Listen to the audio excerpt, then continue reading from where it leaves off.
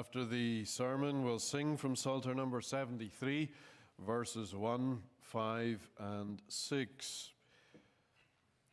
Well, congregation, brothers and sisters, I came across a picture of a little boy.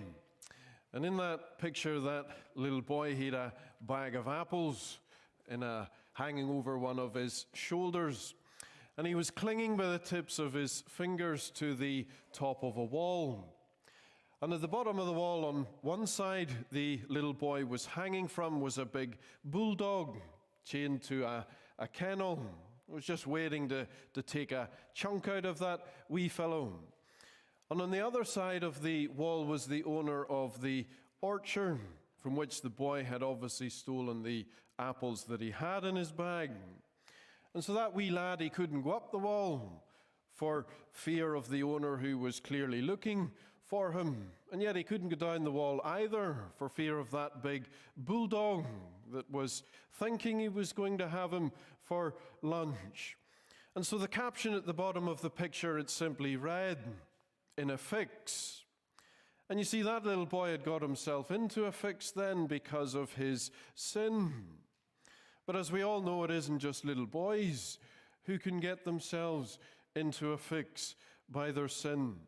We can all find ourselves in that kind of situation because of the bad choices we've made.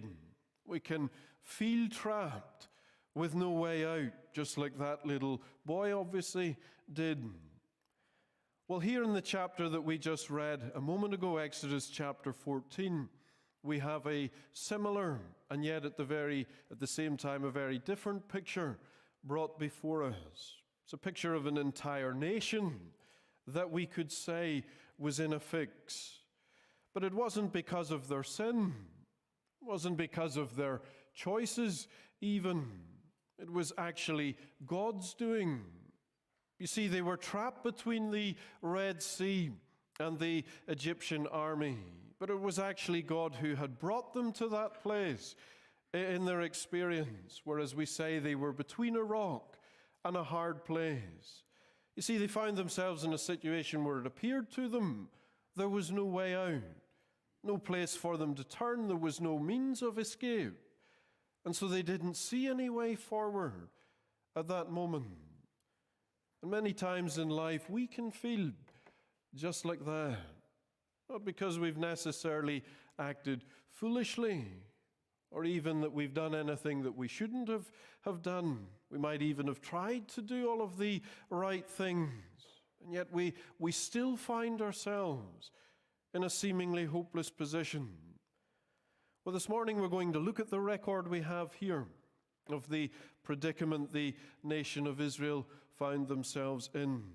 And we're going to try to learn from it how best to handle these kinds of situations when perhaps we don't know where to turn or how we should respond, when we don't know what to do next. And it seems like we're in an impossible situation, kind of situation where everything looks dark.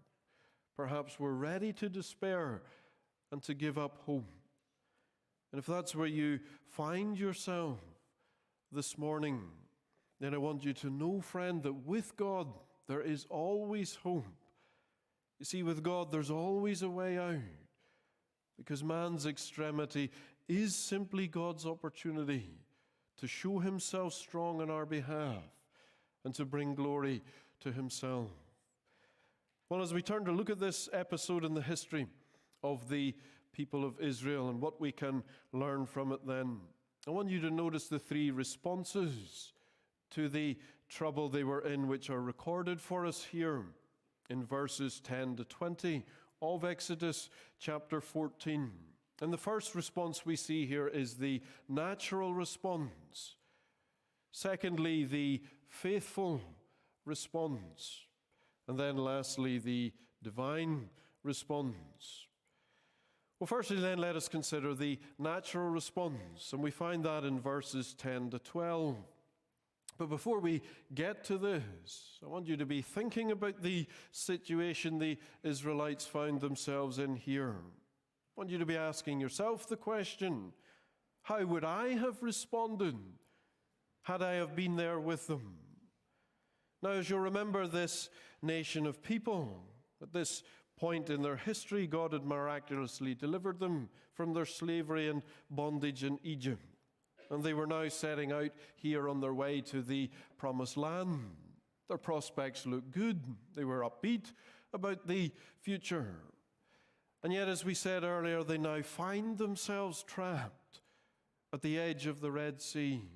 Not because they were lost, not because they had failed to follow God's directions.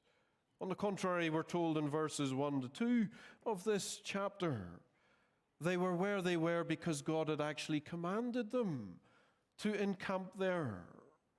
And so as we read later in verse 10, as they are encamped before Pi-hahiroth, they look up, only to see in the distance the Egyptians marching after them. They see that Pharaoh and all of the might of Egypt, that great superpower of the time, they're bearing down on them. And so as we're told, they became very afraid. Literally, it means they became terrified. And so they began to panic. They began to complain against Moses, their divinely appointed leader. And we might even say they had every reason to be afraid, naturally speaking. I mean, very likely this is how all of us here would have reacted in these circumstances as well. I mean, think about it. They have the Red Sea stretching out in front of them. They have the Egyptian army behind them. And they have mountains on either side of them. And so from a human standpoint, yes, their situation, it seems completely hopeless. And it appears they're about to be re-enslaved or perhaps annihilated. And so they begin to complain that they should have stayed put in Egypt. And friends, isn't that exactly how it is so often with all of us? When we find ourselves in times of trouble and difficulty, when we meet with seemingly insurmountable obstacles in life, even though perhaps just like the Israelites, we may have seen God's mighty deliverance in the past. We have His promise of help and deliverance as we look to the future. But what do we find ourselves doing almost instinctively?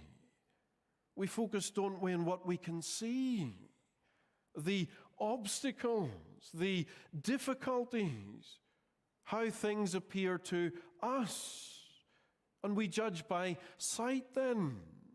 And before you know it, we're right where the Israelites were here, complaining and murmuring against God and against others. And so when we ought to be walking by faith and not by sight, we walk by sight and not by faith. And the result so often tragically is we misinterpret what God is doing in our lives at the time. We become discouraged and fearful. Our thinking, it becomes clouded then. You see, we start to think the worst. We start seeing graves, as someone has said, where there are none, just like the Israelites here. And we forget so often God knows exactly what He is doing, even if it doesn't make any sense to us at the time. And we give way so often then, don't we, to an evil heart of unbelief. And the peace that we ought to enjoy, ruling our hearts, so often it's gone. And so there's a tension then, so often between what we claim to believe on the one hand and our actual experience on the other. And how slow we are to learn then that we must walk by faith, not by sight, when we find ourselves in circumstances we don't understand, circumstances that are beyond our control even.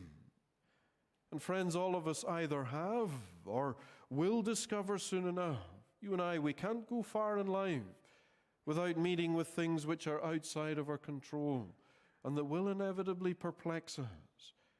And these things can often lead us to question whether God really cares for us, whether He is really in control of our lives and our circumstances. And yet we need to remember God is always at work in all things, just as He was here. And you see, in all of these things, His purpose is to teach us that though His ways of working in providence are often mysterious, yet He wants us to learn through them, to trust Him more deeply, and to grow in our relationship with Him. Just like a parent who must take the little child that they love, that they've so often held and supported on their knee. Comes a point when they must put that little child down so that it can learn to walk on its own. And yet the parent is never far away from their little son or daughter. They're right there with them to catch them if they should fall. Well, so God must teach His children to walk by faith and not by sight. You see, very often when we begin the Christian life, God's presence can seem very real to us. We sense His presence with us. And yet very often a time of crisis will come when it seems perhaps that He is absent, when we appear to be on our own. And we're tempted to think perhaps then life would have been easier if we just stayed put. We'd never begun to follow Christ. But you see, God is wanting to teach us that our response to the providence of God, it is crucial to our peace, our comfort in life, and into our stability in our walk with God. And the reality is there are really only two ways we can respond to God's involvement in our lives. We're either going to judge by sight or we're going to judge by faith. And here in this chapter we have examples of both of these responses. And so having looked at the natural response when trouble comes, then I want to look secondly at the faithful response when trouble comes.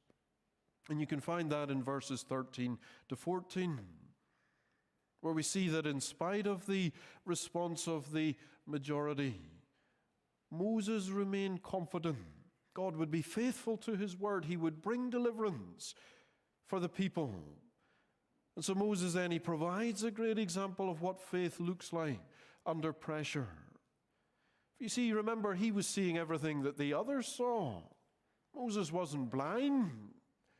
And just like them then, he saw the mountains on each side. He saw the Red Sea stretching out in front of them. Wasn't blind to the approach of Pharaoh and his armies behind them either. He saw it all. And yet he acted by faith. He saw by faith what everyone else failed to see. That God would show Himself faithful. He would open up a way before them. And you see, it was that then that enabled him to be more aware of what really was the case than what may have appeared to be the case.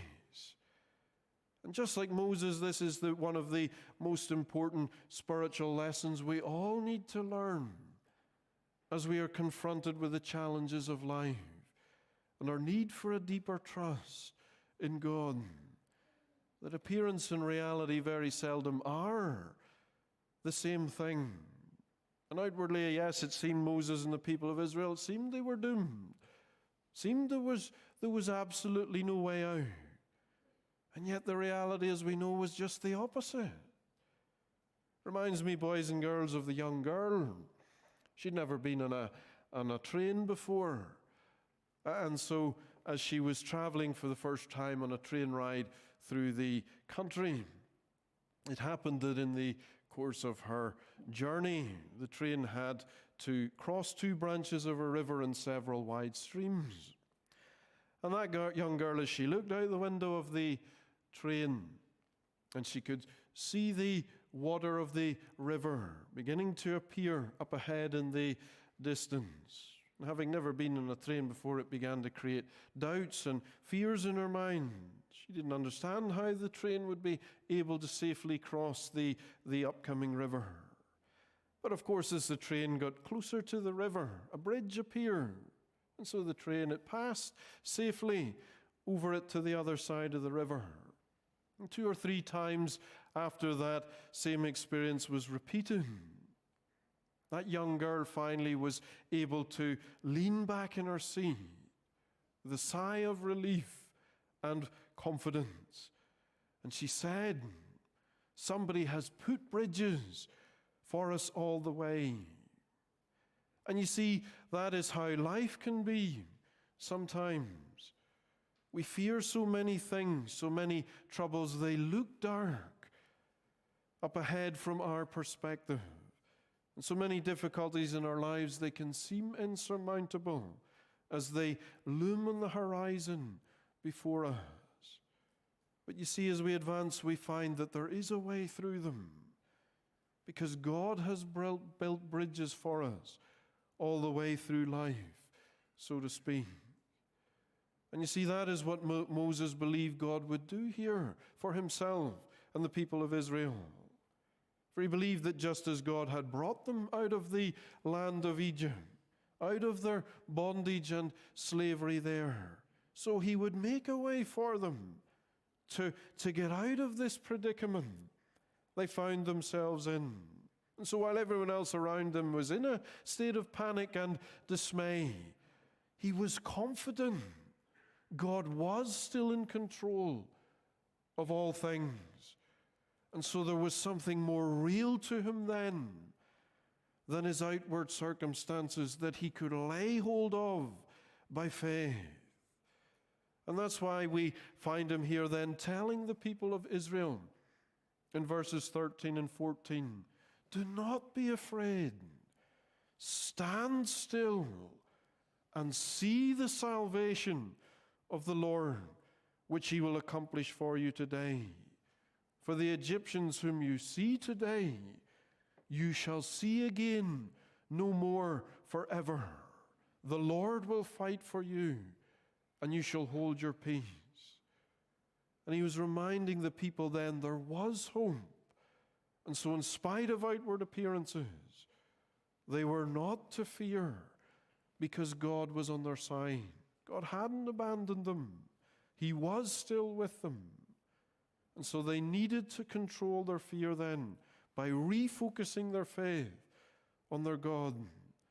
In other words, friends, they needed to walk by faith and not by sight, to understand their worst fears wouldn't be realized.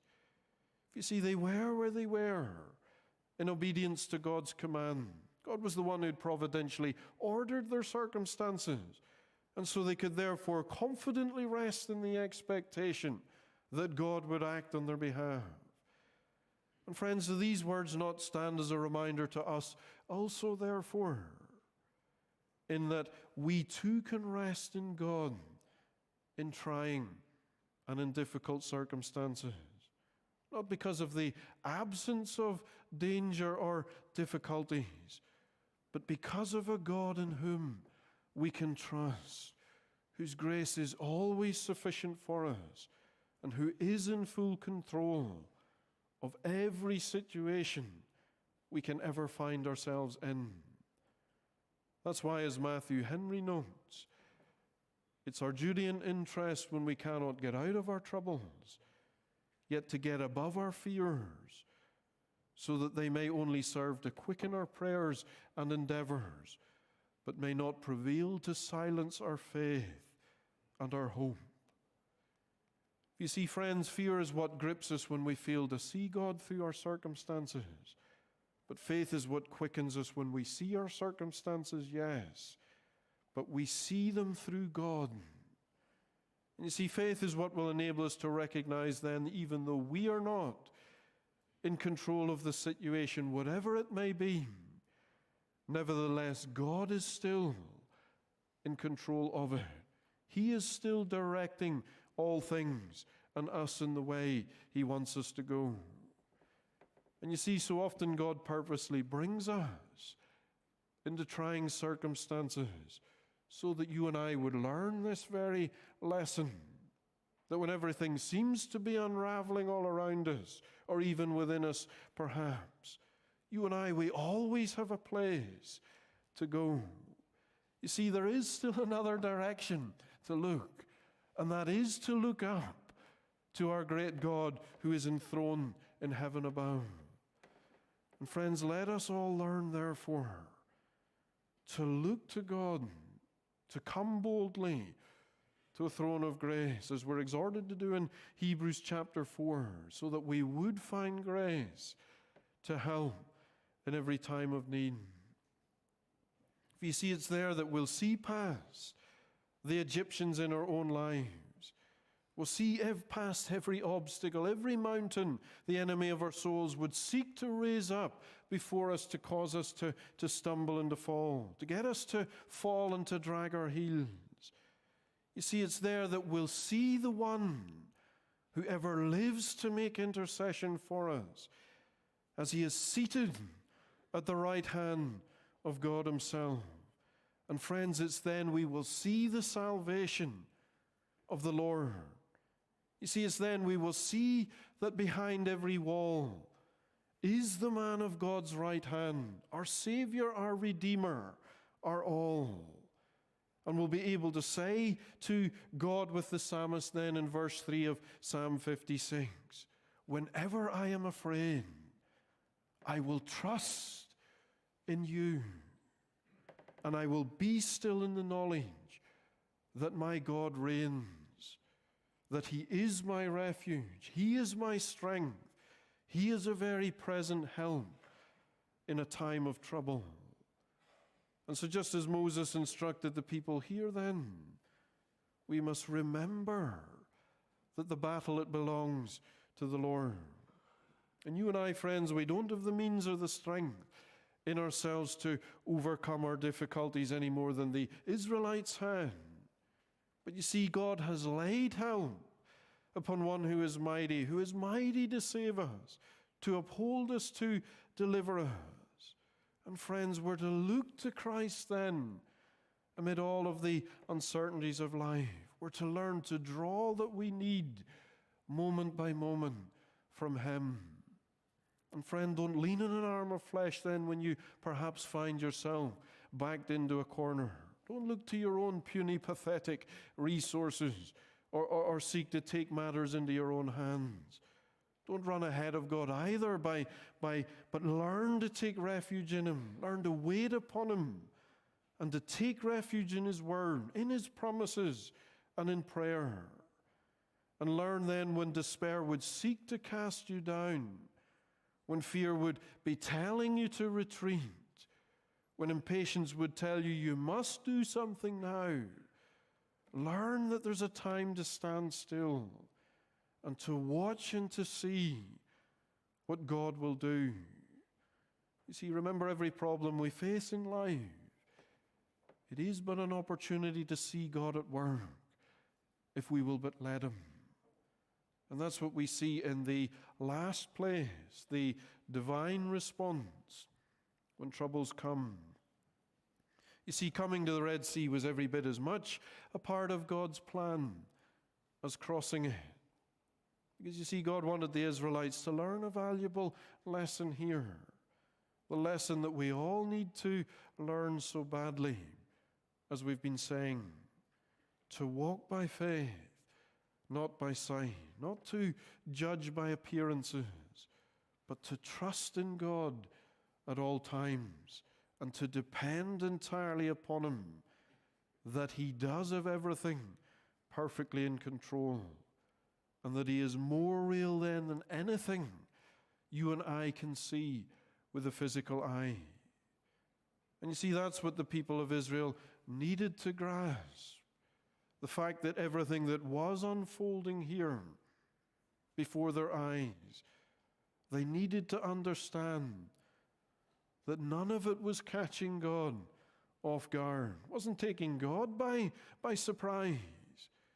For it was simply part of his all-encompassing plan to overrule all things for the good of his people and for his own glory. And so we see here that God now enters into the situation. He takes control of the situation. He comes at the appointed time and he gives Moses instructions as to what is to be done. You see, having brought them into their predicament, he now says to Moses in verses 15 and 16, "Why do you cry to me?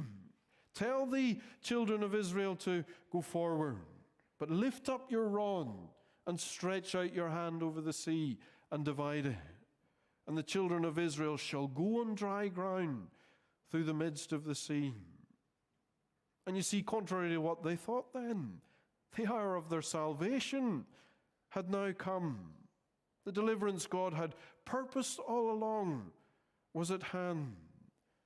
And so the Israelites are now told to go forward without delay in obedience to God's command. You see, they were now to learn that there comes a time when it is necessary to act as well as to wait and pray. There's a time to step out in faith, to demonstrate confidence in the promises of God, and to go forward, trusting in Him to open up the way before us as we commit ourselves into His hands by faith. And friends, while it's wrong, therefore, to act without deliberation and prayer, it can also be wrong to be deliberating when we ought to be acting. You see, that's what the Israelites needed to learn here too. Sometimes that's what you and I need to learn in life as well. You see, yes, there can be no progress in the Christian life without prayer. But there comes in a time in our experience when God calls us to take action. And you see, some people are naturally hasty.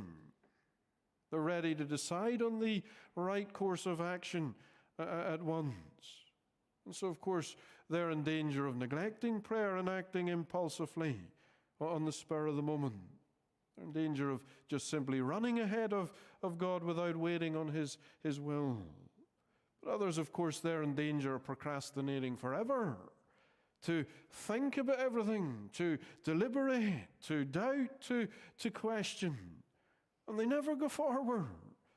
They never act when called by God to do so. No doubt you're thinking, well, how do I know when to pray then, and how do I know when to act? Well, that's a subject for a whole different sermon. I can't give you the answer. But friends, always remember God is the one who opens doors. He's also the God who closes doors in our experience. And so we need to pray, yes, but we need to remain open and attentive to what He is doing in our lives also. And so, friends, we're to ask Him to show us the way ahead, but we're also to ask Him to make us ready and willing to go forward when He calls us to do so. Well, the Israelites were commanded here to go forward in faith, and so they did. And of course, we all know the glorious result. We have it recorded in verses 21 and following of this chapter, how God miraculously opened up the way before them. For He parted the Red Sea. He created a road through it, a pathway that pointed them to His love and to His power, where they could see only an obstacle and a hindrance. And so they obtained the victory over their enemies. For we're told the Lord saved Israel that day out of the hand of the Egyptians, as we read in verse 30. You see, He did for them what they couldn't do for themselves. And so they learned that day that salvation, it belongs to the Lord alone. You see, God is the one who delivers His people. And friends, is that not what we all need to learn above all else? When we find ourselves between a rock and a hard place, in a time of difficulty and distress, we need to remember God hasn't promised an easy life for any one of us. Hasn't promised you or I a life free from difficulty and danger. But He has promised to be with His people in all that they meet with in life, and to bring them through every trial, every disappointment, every difficulty. If you see what God brings his people to, he will bring them through. Reminds me, boys and girls, of Gladys Aylward. I'm sure you've all heard of Gladys Aylward. She was a missionary to China more than 50 years ago. And she was forced to flee when the Japanese invaded Yangcheng. But she couldn't leave her work behind.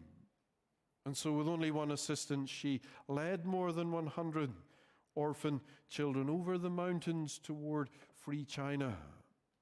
But during her harrowing journey out of war-torn Yangcheng, she grappled with despair as never before. And after passing a sleepless night, she faced the morning with no hope of reaching safety. The little 13-year-old girl in the group, sensing her fear, reminded her of her much-loved story of Moses and the Israelites crossing the Red Sea, which she had read so often to them. And Gladys, when she heard this, she cried out in desperation. She said, but I'm not Moses. But the young girl, she simply looked at her and she smiled and she said, of course you aren't, but Jehovah is still God.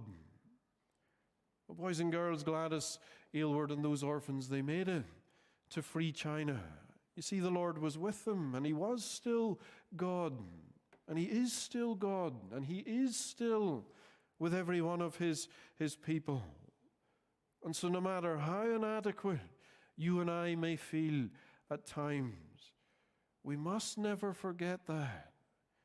And so we can trust in him then, that he has a purpose for good in all of the experiences that he allows us to pass through. Well, friends, I don't know where you are at in your experience this morning. I don't know what difficulties you may well be experiencing. But remember that however great your difficulty may appear to be in your own eyes, God is greater still. And as someone has said, then God's hand that holds the ocean's depths can hold our small affairs. His hand that guides the universe can carry all our cares. Let all of us seek to walk by faith and not by sight then. Let us seek, as the hymn writer says so well, to trust him when dark doubts assail us, to trust him when our strength is small, to trust him when to simply trust him seems the hardest thing of all.